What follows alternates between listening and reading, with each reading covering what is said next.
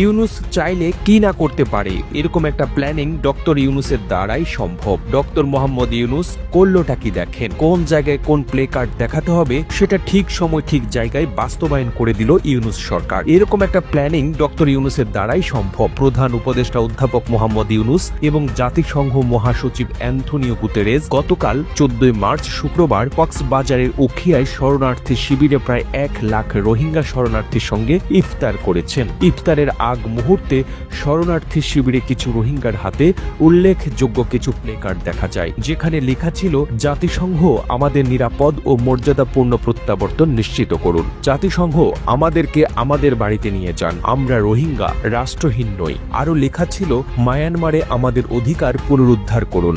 আপনার কি মনে হয় জাতিসংঘ মহাসচিব অ্যান্থনিও গুতেরেস বাংলাদেশ সফরে আসবেন আর রোহিঙ্গারা এই ধরনের প্লে কার্ড নিয়ে দাঁড়িয়ে থাকবেন? এসব এমনি এমনি হয়েছে?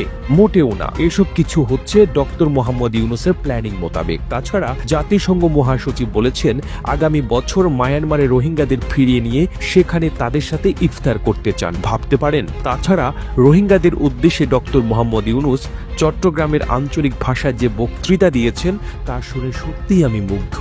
অথচ সুযোগ পেলেই আমরা ডক্টর ইউনূসকে শুলে চড়াই, অন্তর্বর্তীকালীন সরকারকে প্রশ্নমানে জর্জরিত করি, যেটা না সেটাও বলি। কিন্তু বিগত 7 মাসে 200-এরও অধিক আন্দোলন আর হঠাৎ করে সকল ক্ষেত্রে তীব্র বৈষম্য অনুভূত হওয়া জাতিকে নিয়ে তিনি যে কাজগুলো করেছেন সেগুলোর জন্য তার প্রতি আমাদের কৃতজ্ঞতা জানানোটা অত্যন্ত জরুরি। এই অন্তর্বর্তীকালীন সরকার সর্বশেষ 6 মাসে দেশি বিদেশি ঋণ পরিশোধ করেছে 62,000 কোটি টাকা। দেশের রেমিটেন্স প্রবাহ বেড়ে 18.49 বিলিয়ন মার্কিন ডলারে পৌঁছেছে, যা গত বছরের এই সময়ের তুলনায় 4 বিলিয়ন বেশি। দেশের রিজার্ভ বেড়ে হয়েছে 2140 কোটি ডলার। রমজানে খাদ্যপণ্যের দাম বাড়ার আশঙ্কাকে আশ্চর্যজনকভাবে হ্যান্ডেল করেছে এই সরকার। শেখ হাসিনাও তার পরিবারের অ্যাকাউন্ট থেকে উদ্ধার করেছে 635 কোটি টাকা।